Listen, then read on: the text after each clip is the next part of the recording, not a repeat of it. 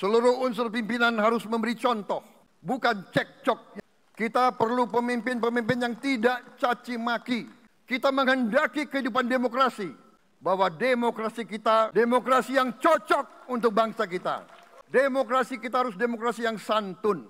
Demokrasi di mana berbeda pendapat. Demokrasi harus tanpa caci maki. Demokrasi kita harus demokrasi yang menghindari kekerasan, yang menghindari adu domba, yang menghindari hasut menghasut. Demokrasi kita harus demokrasi yang sejuk, demokrasi yang damai. Dalam dakwanya, Nur Alim berkata, 1 Korintus 1 nomor 25, karena kebodohan Allah. Mereka umpetin kata Allah ini dengan sebutan Allah. Gak bisa mereka lolos, gak bisa. Tak bisa. Kitab mereka sudah menistakan Tuhan kita. Kitabnya yang menistakan. Bukan hanya oknumnya, tapi kitabnya. Yang menistakan Tuhan kita itu kitabnya. Ingat, yang kami akan minta pertanggungjawabannya itu adalah Bible. Karena Bible lah pemicunya. Ketika saya katakan Allah dinista, Allah dikatakan bodoh, apakah itu pelanggaran hukum? Pelanggaran hukum.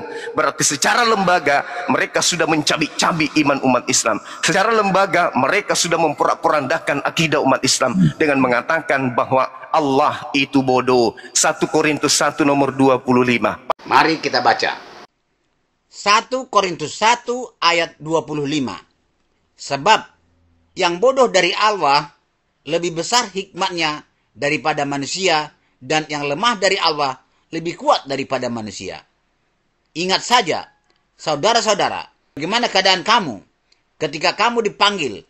Menurut ukuran manusia, tidak banyak orang yang bijak, tidak banyak orang yang berpengaruh, tidak banyak orang yang terpandang.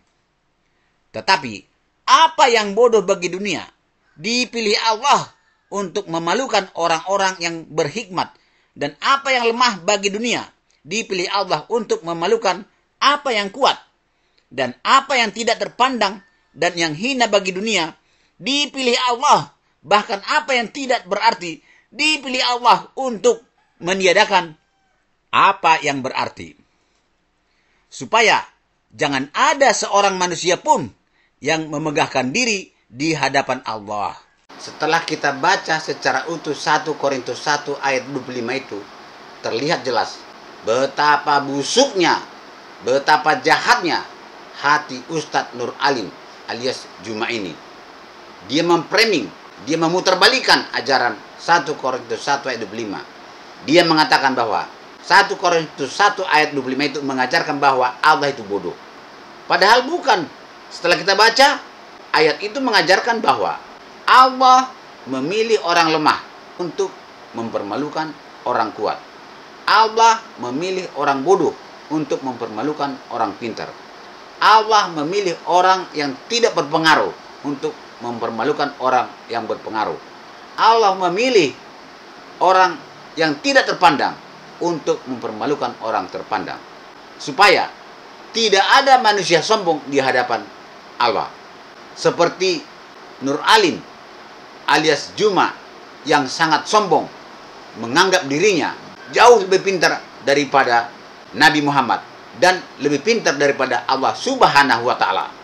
Kenapa saya katakan bahwa Ustadz Nur Alim alias Juma yang sombong ini jauh lebih pintar daripada Nabi Muhammad? Karena dia merasa sanggup menjadi guru pendeta atau mengajari pendeta. Pak Pendeta, saya dalam hal ini saya dalam hal ini bukan mau belajar sama Pak Pendeta, bukan. Justru saya yang banyak mengajarkan di sini, kurasa. Pengetahuan tentang Bible itu saya lebih di atas daripada pendeta. Pendeta harus aku itulah, sebab pendeta itu belajar Bible hanya yang terkait dengan perpuluhan aja. Sementara Nabi Muhammad masih Allah sarankan untuk bertanya kepada orang-orang yang membaca kitab sebelum Nabi Muhammad. Mari kita baca.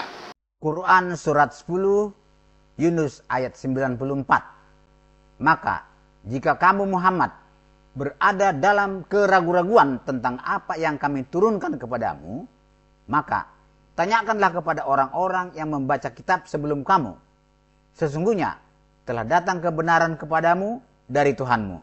Sebab itu, janganlah sekali-kali kamu termasuk orang-orang yang ragu-ragu. Kenapa saya katakan Ustadz Nur Alim alias Juma ini lebih pintar daripada Allah Subhanahu wa Ta'ala? Karena Nur Alim berkata bahwa yang berhak menggunakan nama Alkitab itu hanya Al-Quran. Tidak ada dasar pijakan Kristen Indonesia menggunakan kata Alkitab. Karena Alkitab itu nama lain daripada Al-Quran. Qala inni abdullah ataniyal alkitab ataniya alkitab wa ja'alani nabiyan. Jelas. Al-Quran. Zalika alkitab la raiba fi. Alkitab. Jadi yang berhak menggunakan kata Alkitab itu cuman Al-Quran. Padahal Allah Subhanahu wa Ta'ala menyebut nama kitab Taurat dan Injil itu adalah Alkitab. Mari kita baca. Quran surat Maryam ayat 30. Berkata Isa, sesungguhnya aku ini hamba Allah. Dia memberiku Alkitab atau Injil dalam kurung Injil. Dan dia menjadikan aku seorang nabi. Quran surat 32 As-Sajadah ayat 23. Dan sesungguhnya kami telah berikan kepada Musa Alkitab atau Taurat. Maka janganlah kamu Muhammad ragu menerima Al-Quran itu. Dan kami jadikan Alkitab atau Taurat itu petunjuk bagi Bani Israel. Quran surat 42 Asy-Syura ayat 14. Dan mereka ahli kitab tidak berpecah belah kecuali setelah datang pada mereka ilmu pengetahuan. Karena kedengkian di antara mereka. Kalau tidaklah karena sesuatu ketetapan yang telah ada dari Tuhanmu dahulunya. Untuk menangguhkan azab. Sampai kepada waktu yang ditentukan. Pastilah mereka telah dibinasakan. Dan sesungguhnya orang-orang yang diwariskan kepada mereka Alkitab, Taurat dan Injil. Sesudah mereka benar-benar berada dalam keraguan yang menggoncang tentang kitab itu. Dalam dakwanya, Nur Alim berkata, Kitab Anda nanti diterjemahkan ke dalam bahasa Melayu di tahun 1662. Pertama kali diterjemahkan ke dalam bahasa Melayu dan mencuri kata Allah dari Al-Quranul Karim. Sedangkan Al-Quran itu ada di abad ke-7. 900 tahun baru Kristen punya buku, ada tulisan Allah di dalamnya. Lebih dulu Al-Quran, 900 tahun lebih dulu Al-Quran, baru muncul penjajah bawa Bible masuk ke Nusantara ini, lalu kitabnya diterjemahkan dan muncullah satu kata di antara ribuan kata yang dicuri dari Al-Quran, yaitu kata Allah, yang kalian sembunyikan identitasnya dengan menyebutnya Allah. Itulah kalian, si pencuri, si penipu, pembohong dan penyesat. Jadi jangan kau katakan, jangan kau usil kepada agamaku, jangan kau urusin agamaku, nenekmu kiper. Kau belum lahir, agamamu sudah usil. Kau belum lahir, agamamu sudah ngurusin agama kami. Kami adem-adem nah di Indonesia, di Nusantara ini. Tiba-tiba muncul penjajah masuk ke Nusantara ini bawa Bible. Paham kau? Orang damai-damai di sini, kerajaan Majapahit, kerajaan Demak dan seterusnya damai-damainya. Kerajaan Goa Makassar, ya damai kerajaan-kerajaan di Nusantara ini. Muncul pembawa Bible masuk ke Nusantara, hancur berantakan semuanya. Parah kali kau. Sudah menjajah seperti itu, jajah halus lagi. Bible-nya lagi, kita jajah lagi mereka melalui Bible kita. Caranya gimana, Paman? Curi semua istilah-istilah Islam supaya kitab kita mirip-mirip dengan Al-Qur'annya, supaya mereka kemudian bisa tertipu, supaya mereka mudah untuk dimurtadkan. Maaf ye, apologet Islam Indonesia sudah hadir di tengah-tengah kalian. Maaf ye, nggak bebas lagi kayak dulu. Sebelum apologet itu ada, apologet Islam ada, kalian selonong boy, ya, memurtadkan orang, jual Tuhan kalian, mempromosikan Bible kalian dengan banyak macam cara. Tapi sekarang sorry lah nggak lagi nggak mudah lagi kalian mau curi-curi umat Islam untuk kalian murtadkan nggak lagi, ya, nggak lagi. Bersedihlah kalian di pojokan. Nur Alim, kau itu asal ngomong aja. Kau kan tidak tahu bahwa ratusan tahun sebelum Al-Quran nongol di Arab sana, Paulus sudah datang ke Arab sana membawa Taurat dan Injil. Mari kita baca. Galatia 1 ayat 17. Juga aku tidak pergi ke Yerusalem mendapatkan mereka yang telah menjadi rasul sebelum aku, tetapi aku berangkat ke tanah Arab.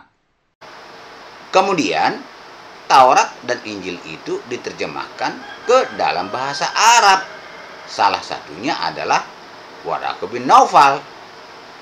Mari kita baca.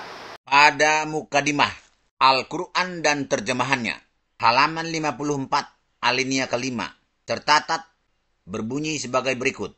Sementara itu, istri Nabi Muhammad, Siti Khadijah, pergi ke rumah anak pamannya, Waraqah bin Naufal, seorang yang tidak menyembah berhala, telah lama memeluk agama Nasrani, dan dapat menulis dengan bahasa Ibrani, telah mempelajari serta menyalin ke bahasa Arab isi kitab Injil dan Taurat. Jadi, Alkitab bahasa Arab, menggunakan bahasa Arab, sudah ratusan tahun sebelum Al-Quran nongol di Arab sana.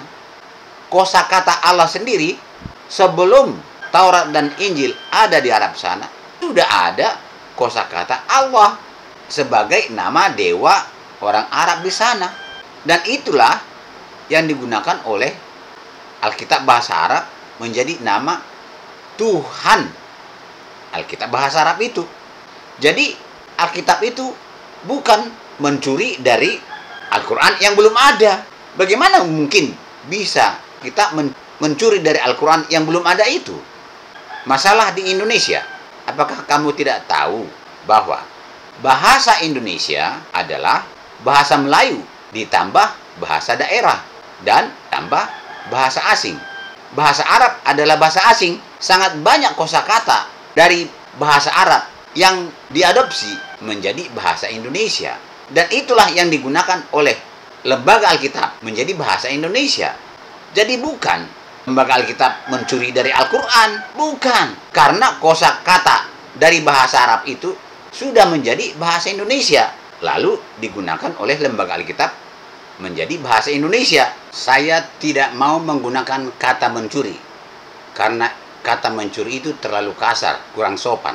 Sesungguhnya dan sebenarnya Allah Subhanahu wa Ta'ala lah yang mengambil nama-nama tokoh-tokoh atau nama-nama para nabi dari Alkitab, dijadikannya menjadi nama tokoh-tokoh atau menjadi nama para nabi di Al-Quran.